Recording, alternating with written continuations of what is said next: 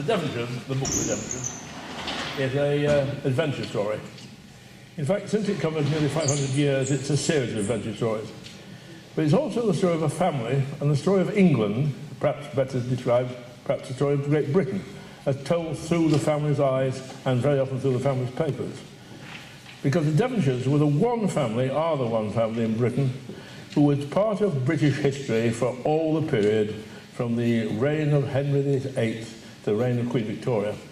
There were other families, the Russells, the Stanleys, amongst others, who were more important at one moment, at one time.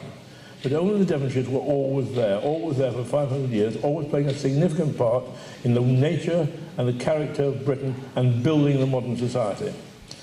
Typified by the first Duke, but he's a man who appealed to me in a rather disreputable sort of way. He was a drunkard, he was a lecher.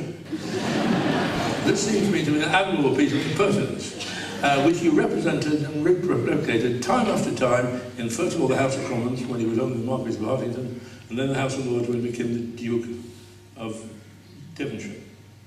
And in the end, he becomes the man who initiates the Glorious Revolution.